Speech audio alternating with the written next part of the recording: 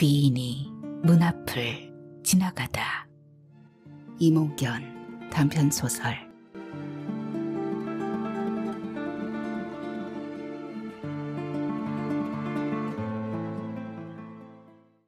아줌마. 옆 침대에서 간병인을 부르는 소리가 힘차게 들렸다. 밤새 수술한 부위가 아프다고 소리를 지르던 노인이었다. 담당 의사들의 회진이 끝났고 아침 식사도 지나갔다. 환자들 약을 먹이고 용변 처리를 마친 간병인들은 지난밤 모자랐던 잠에 빠져 있었다. 잠에서 깨어나면 두 조선족 간병인은 쟁걸음으로 움직이며 병실 내에 소문을 물어 나를 것이다. 점심이 나오기에는 이른 시간이고 코로나로 인해 방문객도 금지된 오전의 병실. 침대를 세워 등을 기대고 앉은 선자는 기계에서 나는 철컥거리는 소리를 들으며 어쩌다 이 지경까지 오게 되었는지 곱씹는 중이었다. 그제 오후에 퇴원했던 선자가 다시 복통으로 응급실에 온 것은 어제 새벽 1시였다. 장에 유착이 온 것 같습니다. 개복 수술 후에 생길 수 있는 증상이라고 했다. 코로나19 PCR 검사를 마치고 응급실에서 레빈 튜브를 끼우고 병실로 들어와 이 기계에 적응하느라 어제 하루를 보냈다. 응급실에서는 인터넷 지시에 따라 코를 통해 위까지 호수를 한 번에 쑥 집어넣었다. 젤리를 바른 호스를 든 인턴은 튜브를 코로 삼키라고 했다. 긴장을 풀고 한 번에 삼켜야 고생을 덜 한다는 말에 선자는 코로 호수를 꿀꺽 삼켰다. 식도를 지나 위까지 들어가는 호수가 느껴졌다. 생명은 관이라고 하던가. 병원을 자주 드나들다 보니 어찌해야 몸이 덜 힘드는지 빨리 적응할 수 있는지 알 것 같았다. 이렇게 잘 넣으시는 분 흔치 않은데 잘하시네요. 옆 병상에서 호스를 넘기지 못하고 외괴 개워대는 환자를 보며 선자는 불필요한 에너지를 쓰지 않으려고 마음먹었다. 호스를 끼우는 것보다 덜 삭은 음식물이 코를 통해 나올 때의 이질감이 더 고역이었다. 그보다 더한 고역은 코에 끼운 두툼한 호수가 살갗과 살려 만든 작은 상처였다. 호수는 숨결에도 흔들리고 입을 열 때나 몸의 작은 움직임에도 흔들려 코 밑의 상처를 자꾸 건드렸다. 이제 좀 살만해졌다는 얘기인지도 모른다. 대체 어쩌다 이 지경까지 오게 된 것일까? 움직임을 줄이려고 침대에 기대 앉아 되짚어 보는 중이었다. 그때 코를 골며 잠들어 있던 옆 침대의 할머니가 벼락치듯 소리를 지른 거였다. 아줌마, 그거 냉장고에 넣어둬. 동대문에서 오래 식당을 했다는 할머니는 거실거실한 목소리로 다시 외쳤다. 보조 침대에서 조각잠에 들었던 간병인들은 아줌마를 부르는 소리에 벌떡 일어났다.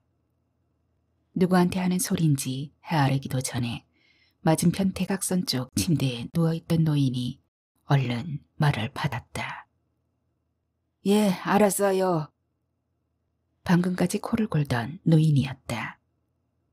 어제 척추 수술을 받아 밤새 끙끙 앓던 노인의 목소리치고는 쨍쨍했다. 옆에 할머니가 식당 주인이라더니 대각선 할머니는 종업원 시절을 거친 걸까. 잠결에 서로 말을 주고받은 두 노인은 금세 코를 골며 잠속으로 빠져들었다.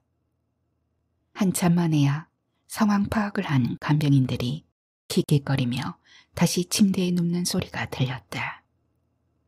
기획되지 않은 코미디다. 어찌 저리 호흡이 맞을까 웃음이 나왔다. 호수에 닿지 않게 입을 벌리며 소리 죽여 웃었다. 밈이 아니었다면 크게 터질 뻔한 웃음이었다. 제2번안 4인 병실. 가려진 커튼 사이로 환자들의 신상이 먼저 새어들었다. 조선족 간병인들이 한마디를 물으면 노인들은 자신의 삶을 소설처럼 길게 대답했다. 충청도에서 왔다는 노인은 수술 후 통증으로 신음하면서도 남편 이름을 부르며 그 양반이 막걸리에 새우깡을 잘 먹는다고 말했다. 먹기만 하면서 뭘 그리 자꾸 드시려고 합니까? 옆 침대 할머니는 간병인에게 핀잔을 들으면서도 연신 아들에게 전화를 걸어 먹을 걸 찾았다. 주리문 쪽에 놓인 침상에는 노랑머리를 따내린 앳된 러시아 여성이 있었다. 간병인들의 말에 의하면 머리 뒤에 난 혹을 제거하러 왔다고 했다. 키가 큰 남편의 발이 커튼을 불쑥 들추고 있는 게 팬 뒤로 솟은 성기 같았다. 이런 상황에서도 외설스러운 상상을 하는 자신에게 선자는 놀랐다.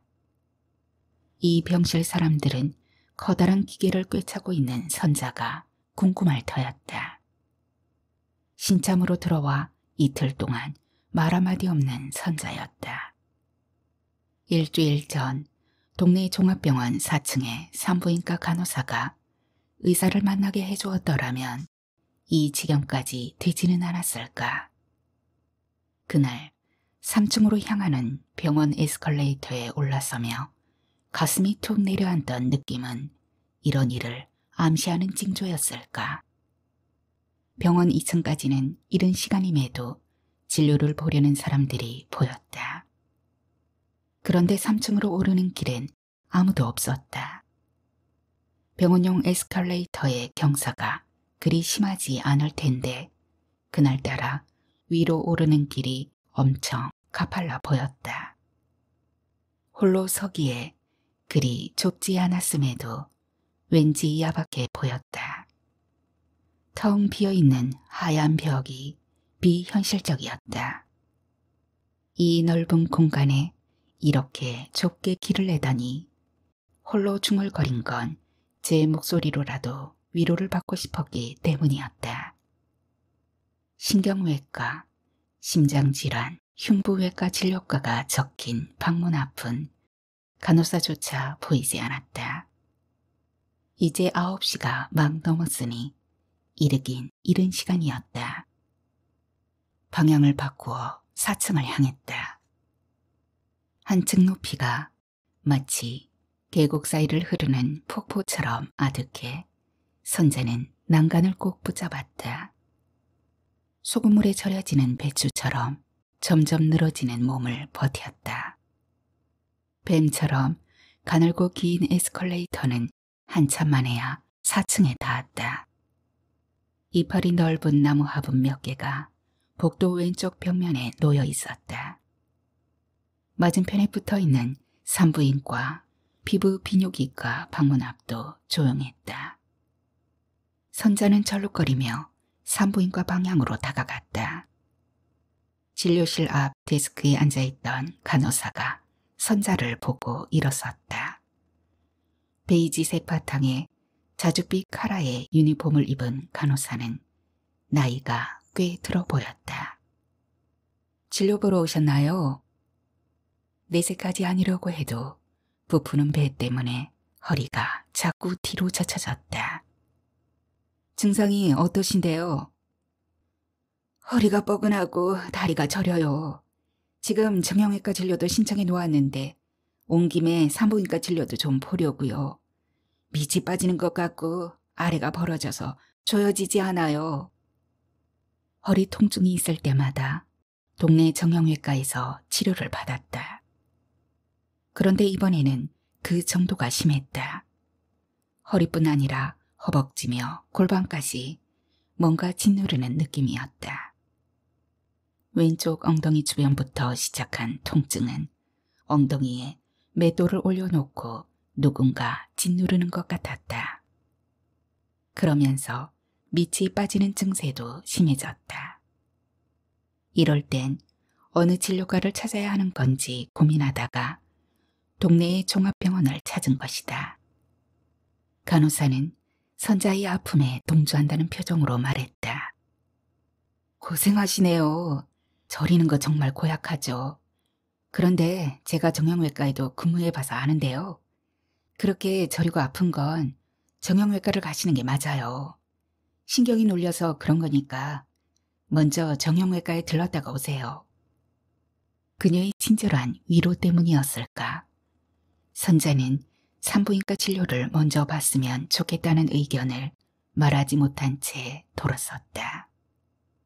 다시 좁은 에스컬레이터를 타고 정형외과가 있는 2층으로 내려왔다. 2층은 그새 경기 좋은 시절의 남대문 시장처럼 붐볐다. 척추 관료 진료실이 7개나 있었다.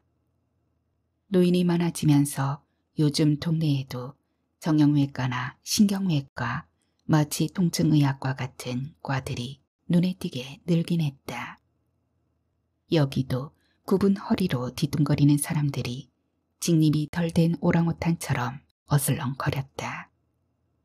대기 시간은 아직 많이 남아 있었다. 자꾸 처지는 몸과 달리 한창 성이 난 통증은 자리에 앉는 것조차 허락하지 않았다. 전날부터 극심해진 통증이었다. 코로나19로 어지간하면 외출을 삼갔다. 지난 겨울 선자의 생일에 밥을 사겠다던 친구에게 시국이 이러니 한 곱이 넘으면 만나자고 했었다. 네 생일에 내가 밥 살게. 그땐 코로나가 좀 잠잠해지지 않을까? 그렇게 2계절을 뒤로 미루었건만 코로나는 잠잠해지지 않았다. 휴대전화에 생일을 맞은 친구의 이름이 떴다. 세상사에 무심해지고 싶어도 뭔가가 자꾸 정보를 주니 그냥 넘길 수가 없었다. 친구에게 전화를 걸었다. 친구는 반가워했다. 새끼들 있으면 뭐하냐. 미리 생일 축하한다고 주말에 와서 점심만 먹고 도망치듯 달아나 버리더라. 그래도 내 생일이라고 전화해주는 친구는 너밖에 없다. 우리 만나자. 친구의 반가운 음성을 거절할 수 없었다. 몸이 좋지 않았다. 하지만 이 나이에 몸이 개운한 날이 얼마나 있을까? 자꾸 핑계를 대는 것 같아 약속을 잡았다. 점심 먹고 영화를 보기로 했다. 내친 김에 인터넷으로 영화표도 예매했다. 10분 정도 운전을 했을까? 왼쪽 엉치부터 발가락 끝까지 찌릿거렸다. 앞차 기계가 서서히 죄어오면 이런 기분일 것 같았다. 어디가 똑 부러지게 아픈 건 아니었으나 통증은 묵직했다. 신호등 앞에서 차가 멈췄을 때 왼쪽 신발을 벗고 다리를 올려 엉덩이 밑에 깔고 앉았다. 근원지는 왼쪽 고관절 부근. 최대한 배와 다리가 접히지 않도록 문 위에 달린 손잡이를 잡고 엉덩이를 든 채 운전했다. 되돌아오고 싶었지만 집보다 친구와 만날 장소가 더 가까웠다.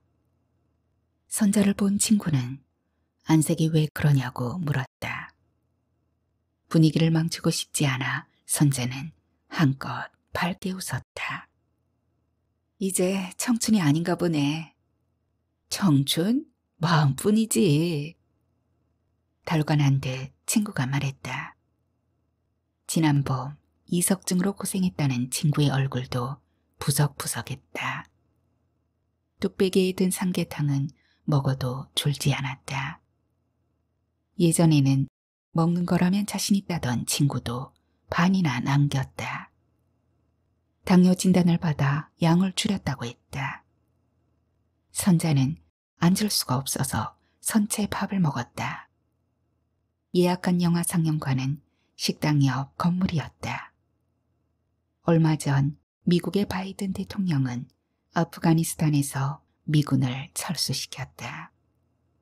그 혼란스러운 상황과 맞물려 다시 주목받기 시작한 영화 모가디슈를 한번 봐야지 하던 참이었다. 절름거리며 영화관으로 향했다. 한때는 수십 개의 상영관을 가진 영화관이었다. 동창들과 만나 점심 먹고 영화를 보던 때만 해도 최신 건물이었던 영화관은 부쩍 낡아 보였다.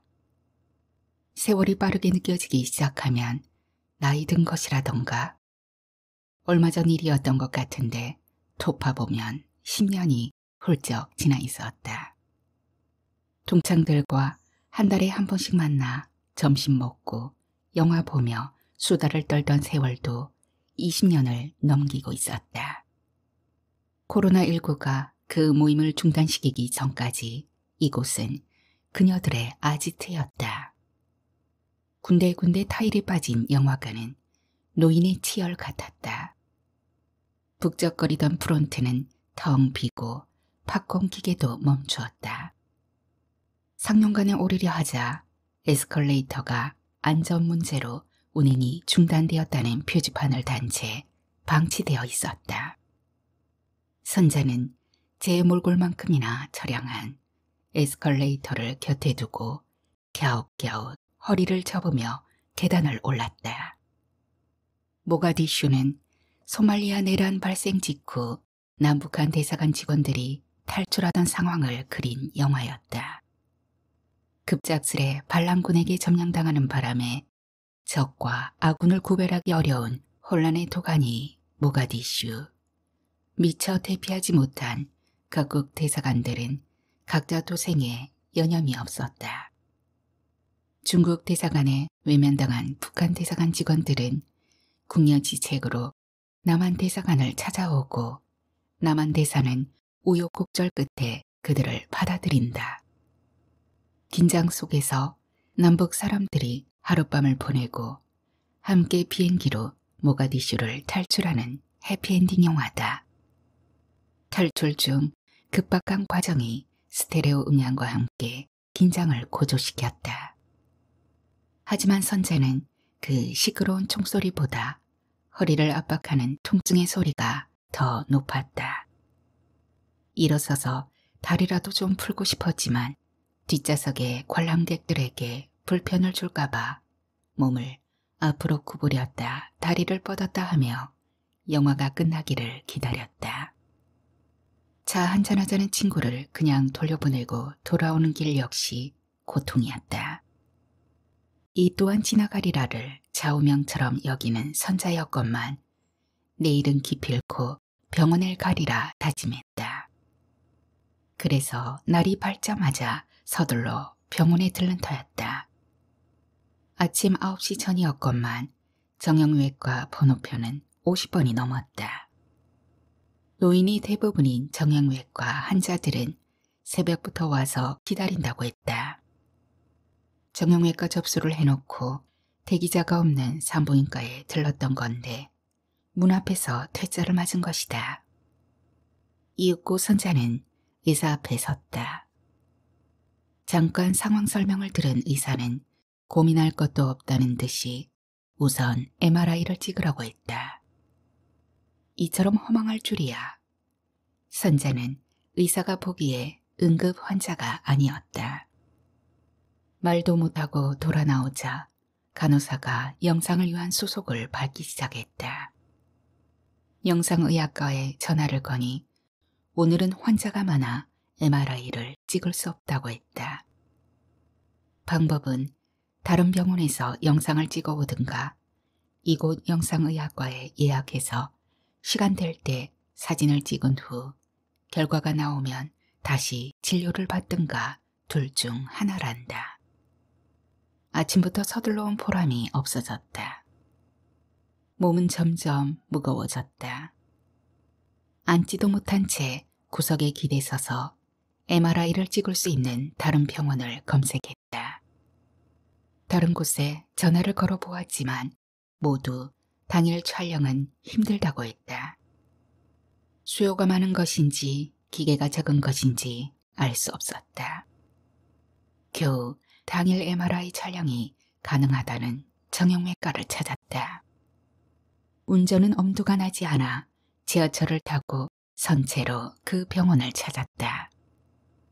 2층부터 5층까지 건물을 모두 사용하고 있는 정형외과는 출입구가 한 곳뿐이었다. 코로나 방역 때문에 비상구를 폐쇄한다는 문구가 비상계단 입구에 적혀 있었다. 환자를 고려하지 않는 병원이 야속했다. 2층 진료실에 올라가기 위해 막 문이 닫힌 엘리베이터가 9층까지 올라갔다 내려오는 것을 지켜봐야 했다.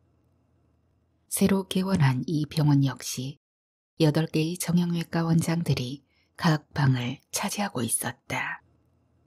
직립보행의 부작용을 겪는 인류가 많긴 많은 모양이다. 노인 인구가 많은 탓도 있으리라. 각 과의 출입구 앞 대형 스크린에서는 사람 좋아 보이는 원장들의 인터뷰가 방영되는 중이었다. MRI와 CT의 장단점을 소개하는 영상도 있고 턱관절과 척추 협착증을 치료하는 과정 등을 방영하는 장면도 있다. 선재는 예능인 이름과 비슷한 상과 원장에게 배당되었다. 여기서도 의사 면담은 잠깐이고 우선 MRI를 찍어서 봐야 한다고 했다. 원무과에 들러 비용을 결제하고 엑스레이와 MRI를 찍는 동안 누구도 선자의 무거운 몸에 관심을 기울이는 사람은 없었다. 그럼에도 절박했다. 포충망에 걸려든 나방처럼 고통에서 벗어날 수 없을 것 같았다. 왼쪽 척추의 협착이 심하시군요. 아까 걸어 들어올 때부터 알아봤어요. MRI 사진을 들여다보며 의사가 자신만만하게 말했다. 척추 협착이 하루 이틀 사이에 생긴 건 아닐 텐데 벼랑간 이렇게 저리고 아플까요? 선재는 여전히 선체로 물었다. 이게 신경을 누르면서 골반통을 일으키는 겁니다. 걱정하지 마세요. 금방 낫게 해드릴게요. 이 협착 부위에 풍선을 넣어 밀어 올린 후 환부에 직접 약물을 가하면 금방 나을 거예요. 눌린 부분이 올라가니까 저린 증세도 없어질 테고요. 부분 마취 후에 10분 정도 시술하면 되니까 크게 걱정하지 않으셔도 됩니다. 시술 받으시려면 간호사와 상의해서 절 잡아드시면 돼요. 다른 방법은 없나요? 선체로 허벅지를 훑어내리는 선자를 보며 의사가 말했다. 그 저린 증상은 다른 걸로는 안 되겠는데요. 의사라는 사람이 방법이 없다는데 어쩔 것인가. 시술이라는 어감이 수술보다 가볍긴 했다. 하지만 그것도 몸을 찌지 않을 뿐 수술은 수술 아닌가. 더구나 척추에 뭘 넣는다니. 보증인이 필요하다고 해서 딸에게 연락했다. 딸이 걱정했다. 하지만 통증을 느끼는 건 내 몸이다. 점점 파김치가 되어가는 내가 그나마 진료를 받을 수 있는 길은 이것뿐이라는데 의식이 있을 때 내가 결단을 내리는 게 옳은 것 아닌가. 선자는 입원 절차를 밟고 시술 전 혈액검사와 소변검사를 했다. 선자는 그것들의 용도를 알지 못한 채 이리저리 옮기며 그들의 지시에 따랐다. 그들은 다른 언어를 쓰는 종족 같았다. 이만큼 이 세상을 살아냈건만 점점 모르는 언어들이 많아지는 요즘이었다. 환자복으로 갈아입고 수술대 위에 엎드려 마취를 당했다. 털이 벗겨진 닭이 된 기분이었다. 부분 마취를 했다지만 꽁지뼈로 들어가는 주사기의 통증과 삽입되는 관과 풍선을 부풀리는 과정이 고스란히 느껴졌다. 두려움이 밀려왔다. 이러다 공연히 척추까지 못쓰게 되는 것 아닐까. 선자에겐 두려움을 견뎌야 하는 시간이었건만 화면빨이 잘 받는 젊은 의사는 간호사들과 농담을 주고받는 곳이었다. 그들의 배려 없는 대화를 들으며 선자는 그날의 마지막 환자라는 걸 알았다. 진작 시술 준비를 마치고 기다렸다는 간호사의 말에 빨리 콜을 하지 그랬느냐고 자기도 얼른 집에 가고 싶다고 의사는 주절거렸다. 기구들이 달그락거렸다. 풍선이 부풀어질 때는 아랫배가 딸려 올라가며 찢어지는 느낌이었다. 저절로 비명이 터져나왔다. 아악 소리를 질렀다. 허벅지가 개구리처럼 혼자 버둥거렸다. 생선 장수처럼 떠벌리던 의사가 멈칫하며 수다를 멈췄다. 어휴, 놀래라. 긴장 푸세요. 너무 힘이 들어가서 그런 거라고요.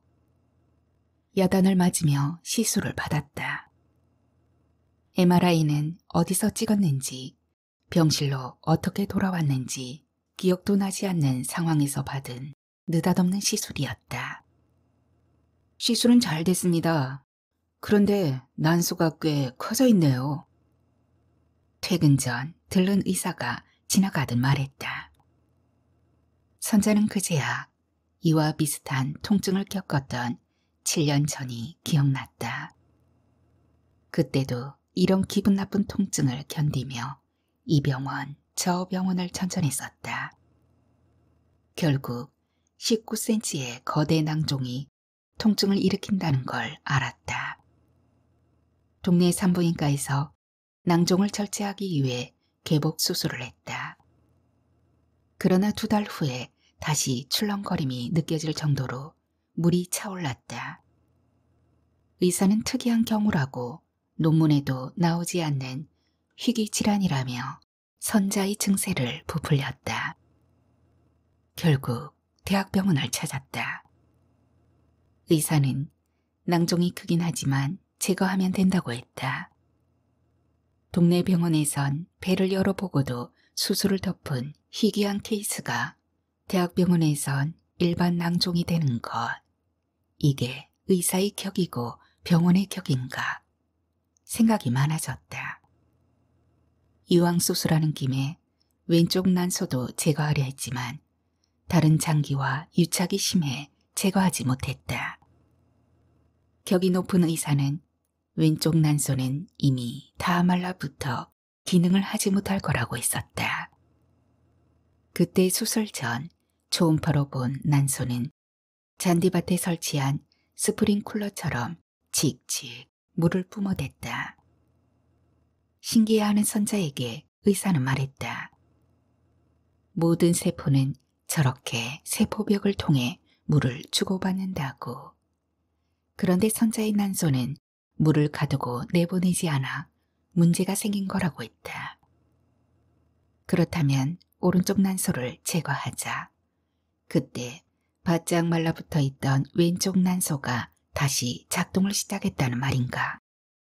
수술 후 추적 관찰을 했지만 더는 문제가 없을 거라는 의사의 선고에 따라 산부인과 진료를 그만둔 지 오래였다. 이 기분 나쁜 압박감과 저림 증세가 어쩐지 익숙하다 싶었는데 그때의 그 증세와 닮았구나. 부풀어 오르는 배, 아픈 허리, 그때보다 심해진 건 골반과 다리 저림 증세였다. 그래서 본능적으로 산부인과를 찾았던 것인데 그 친절한 간호사 덕분에 결국 이 지경이 된 것이다. 그 혹 때문에 저런 것 아니었을까요? 선재가 고개를 갸웃거리자 의사는 자기가 영상의학을 함께 전공했기 때문에 발견한 것인데 왜 그쪽에 그렇게 신경을 쓰느냐며 오히려 섭섭해했다. 의사가 나가자마자 병실에 누워 7년 전 수술했던 대학병원을 검색했다. 당시의 의사를 찾아 예약을 잡았다. 그를 만날 수 있는 가장 가까운 날짜는 사흘 후였다. 어쨌든 시술까지 받았으니 우선은 앉고 걷기가 편하리라 믿었다. 그러나 퇴원해서 집으로 돌아오는 길, 여전히 엉덩이는 묵직하고 다리는 저렸다. 또 변이 나오려고 한다. 인기척에 놀라 달아나는 바퀴벌레보다 더 빨리 화장실로 튀어야 한다. 그렇지 않으면 또 팬티에 변을 지르고 말 것이다. 하지만 걸리적거리는 게 한두 가지가 아니다. 코가 슬리지 않게 호수를 잘 잡아야 하고 밈을 끌어야 하고 개복한 수술 부위가 덜 아프게 걸어야 했다. 화장실에서 팬티를 내리는 작업도 만만치 않았다. 팬티 라이너를 대고 있었건만 결국 팬티에 변이 묻었다. 화장실 세면대에서 팬티를 벗어 빨고 밈을 끌고 침대로 돌아와 새 팬티를 갈아입는 일이 김장하는 일보다 더 힘들었다. 벗겨진 코밑이 쓰렸다. 선자는 만일이라는 건 무시하는 편이다. 만분의 1의 확률이 닿기까지에는 무수한 변수가 있을 터이니 말이다. 그까짓 거 선자가 가장 잘 쓰는 말 중 하나였다. 매사 유비무환을 강조하는 남편과 달리 선자는 걱정거리가 생기면 그걸 해결하는 힘을 기르는 게 우선이라 여겼다. 그러나 풍선 시술까지 받은 몸은 여전히 개운하지 않았다. 눌림 현상은 여전했고 엉덩이를 내려놓으면 허리가 아픈 증상도 시술 전과 같았다. 그럼 다른 시술을 한 번 더 받아보고 가실래요? 결과를 보러 다음날 오라기에 찾아갔더니 의사가 한 말이었다. 참 편한 직업이다. 의사의 자질이 의심스러웠다. 앉지도 못하는 환자에게 어찌 저렇게 고민 없이 말할 수 있을까? 당도 포장, 맛없으면 공짜로 드려요 라고 쓰여있는 과일가게 아저씨보다 신뢰가 가지 않았다. 이렇게 불편한데 또 치료를 받으라고요? 항의한다는 게 고작 이 정도. 혹시 나를 로봇으로 여기는 건 아니죠? 선자는 묻고 싶은 말을 삼켰다. 주사 잘 놓으시는 선생님한테서 신경치료 한번 받고 가세요. 훨씬 좋아하실 거예요. 점점 부풀어 불편한 몸을 엎어놓고 허리 쪽에 다시 신경차단 주사를 놓았다. 그런데 몸은 점점 무거워졌다. 밤 10시가 넘어가자 배를 넘어 등까지 통증이 번져 놓을 수가 없었다. 소변도 대변도 나오지 않았다. 눕지도 못하고 침대에 잠깐 걸터 앉았다가 의자를 잡고 서 있었다. 할 수 있는 것이라고는 휴대폰 검색창에 허리저림, 오른쪽 등 통증, 복부 팽만 이유, 백신 후유증 따위를 찍어놓고 싸구려 정보를 검색하는 것뿐이었다. 자정이 넘자 선자의 몸은 화가 난 보고처럼 빵빵해졌다. 소변은 마려운데 변기에 앉을 수 없어 일어선 채로 소변을 한두 방울씩 짜냈다. 소변이 한 방울 나오면 몸이 조금 가벼워지는 느낌이었다. 3시까지 버텼다. 하지만 아무래도 이렇게 참아서 될 일이 아닌 듯 했다. 119에 전화를 걸었다. 제가 허리와 배가 아픈데요. 아침까지 기다릴 만한 상황이 아닌 것 같아요. 저 좀 병원에 데려다 주세요. 주소를 알려주고 전화를 끊고 난 후 선자는 옆방에 잠들어 있는 남편을 깨웠다. 그때까지 남편은 아무것도 몰랐다. 허리가 아파 허리 시술을 받았다고 얘기했건만 남편은 그저 일상으로 흘렸다. 노인이 되고부터 늘상 아프다는 말을 달고 사니 그럴만했다. 오히려 남편을 깨워야 하는 게 선자는 좀 미안했다. 한밤중 자다 말고 보호자로 따라 나서야 하는 남편은 이 상황이 얼른 이해가 되지 않는 모양이었다. 모든 상황이 코로나로 연결되는 형국. 119 구조대원은 열이 나는가를 물었고 기침, 콧물, 코로나 이상 증세를 물었다. 남편은 오래전 외우고 있던 전자주민등록번호와 전화번호를 자랑스레 대답했다. 등까지 부푼 몸을 자꾸 누이려고 하는 남편의 무신경이 선자는 야속했다. 대꾸할 힘이 없어 야멸차게 전했다. 그럼에도 흔들리는 구급차의 손잡이를 끌어잡았다. 손에 도드라진 정맥이 비웃는 것처럼 느껴졌다. 죽음, 그까짓 거 오면 맞이하면 되지 뭘 그렇게 삶에 연연해 하던 선자의 말을 받아치며 이래도 하고 묻는 것 같았다. 얼마나 아파야 의식을 잃는지, 얼마나 더 아파야 죽음이 오는지 명료한 의식 속으로 덜컹거리는 도로 위의 통증이 예리하게 달려들었다. 119 구급차가 그렇게 열악한 것인 줄 새삼 알았다. 응급실 불빛이 새삼 반가웠다. 의식이 있습니까? 응급실 안에서 의사가 물은 첫 질문이었다. 네. 증상을 설명하고 침대를 배정받아 눕기까지가 또 길었다. 달려온 의사가 봉긋 솟아오른 배 언저리를 만지며 물었다. 평소에도 이렇게 배가 나온 편인가요? 아니요. 자신있게 대답했다. 가끔 아랫배가 튀어나와 보이기는 해도 나이에 비해 허리 부분은 잘록한 편이었다. 소변은 언제 보셨나요? 낮에까진 본 것 같은데 그게 잘 안 나왔던 것 같아요. 침대 주위에 커튼을 치고 검사를 한다며 피를 빼가고 다른 간호사가 다가와 옷을 벗기고 소변줄을 삽입했다. 아래에서 물 흐르는 소리가 졸졸 들렸다. 신음이 저절로 멈추었다. 신음은 몸의 목소리다. 선자는 저도 모르게 흘러나오던 신음이 소변이 빠져나가자 멈추는 걸 보았다. 비로소 주변의 소음이 들리기 시작했다. 앞에 있던 7번 침상에서 추워 죽겠다며 덜덜 떠는 노인의 목소리를 들으며 코로나일까 걱정되었다. 밤의 응급실은 예측 불허였다. 옆자리가 비는가 싶더니 이내 할머니가 실려왔다. 오후 5시경에 의자에 떨어졌다는데 새벽 4시에 병원으로 데려온 이유가 뭘까? 할아버지가 딸에게 거는 전화 소리가 들렸다. 노인이나 딸의 지친 모습이 그려졌다.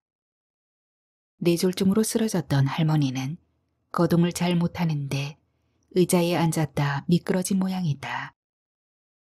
본래 다니던 대학병원으로 옮기자니 너무 급해서 여기로 오게 되었다는 할아버지의 목소리는 뭔가 두려움에 떨고 있었다.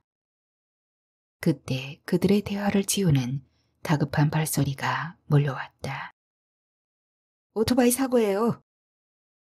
간호사의 외침보다 침대에 실려오는 환자의 목소리가 더 크고 거칠었다.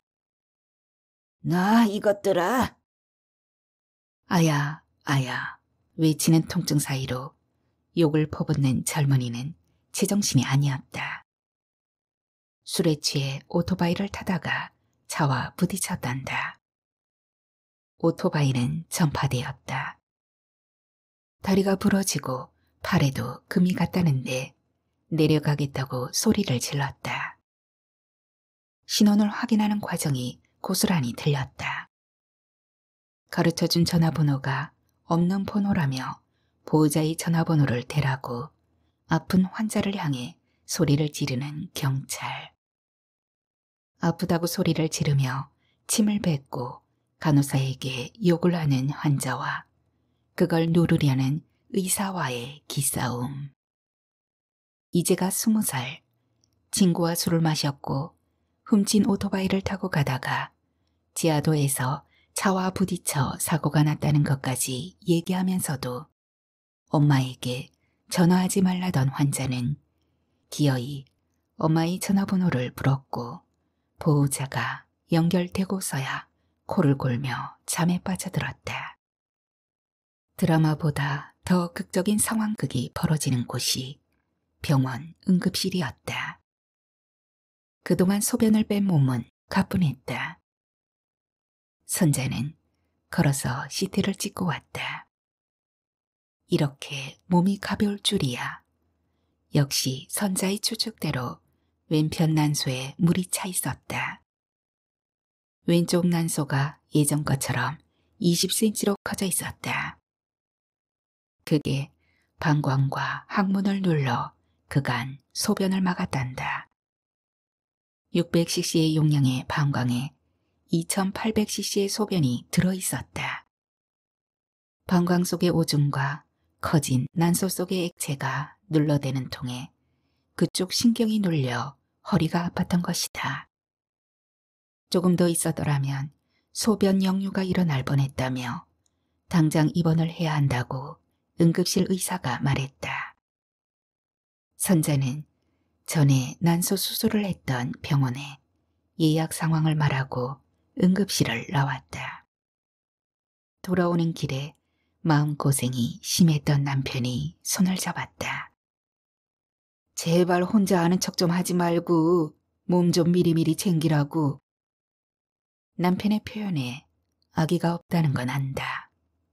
그런데 선자는 대체 제 행동 어디쯤에서 미리 챙겨야 했을까 의문이 들었다. 산부인과를 찾았건만 진료를 받지 못한 게 내 불찰인가? 소변이 꽉 차서 몸을 짓누르는 걸 모르고 엉뚱하게 척추 풍선 시술을 받은 게 내 탓인가? 하지만 선자는 대꾸하지 않았다. 선자는 오랜만에 개운해진 몸으로 새벽을 맞았다. 그림의 액자를 바꿔 달고 벼르던 수족관 청소를 해치웠다. 밀린 빨래를 하고 청소기도 돌렸다.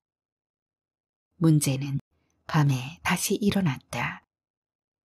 조금씩 빠지던 것 같던 소변이 또 갇히기 시작했다.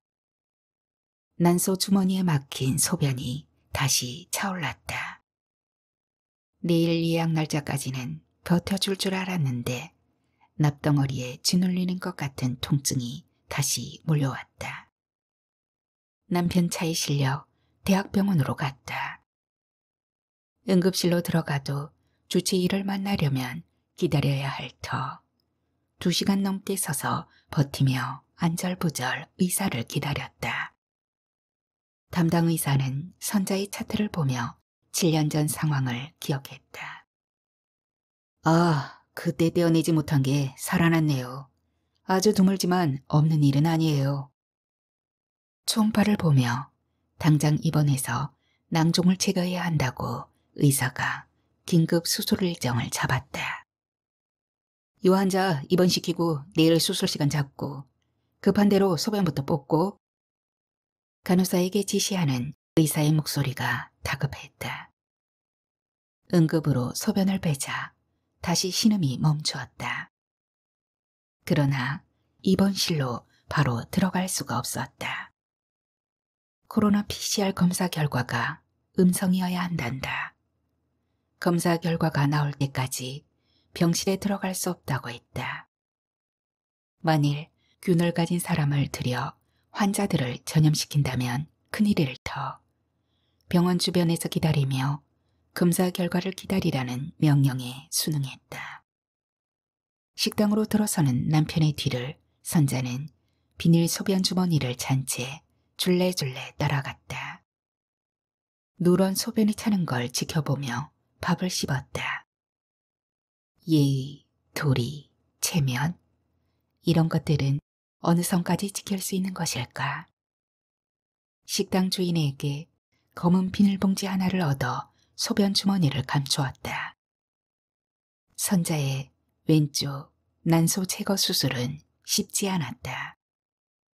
7년 전에 대장에 들러붙어 있던 그대로 대장에서 떨어지지 않았다. 복강경으로 시작한 수술은 결국 배를 열어 난소가 붙은 대장을 잘라내는 것으로 끝났다. 깊은 수술 부위를 강력한 진통제로 달래면서도 선자는 대체 어디서부터 일이 잘못된 건지 궁금했다. 구급차에 그 악셀에 매달려 가던 때의 손이 생각났다. 이젠 이 세상에서 더 이상 쓸모가 없어진 난소건만 그렇게라도 숙주의 몸에 매달려 보고 싶었던 건 아닐까. 코로나 때문에 병원이 안전하지 않다며 병원에서 퇴원을 서둘렀다. 그게 문제였던 건지 그날 저녁 복통으로 다시 병원에 실려왔다. 퇴원하지 않았더라면 이런 장유착으로 재입원을 하지는 않았을까.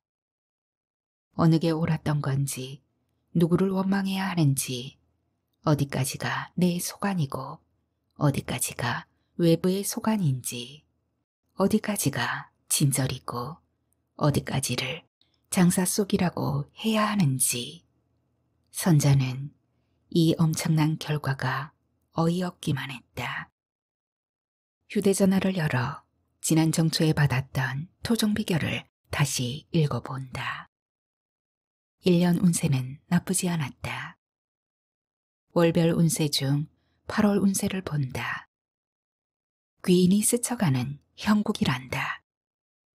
좁은 에스컬레이터를 따라 올라가 만났던 병원 간호사가 생각난다. 내게 호의적이었던 그 간호사가 귀인이었을까?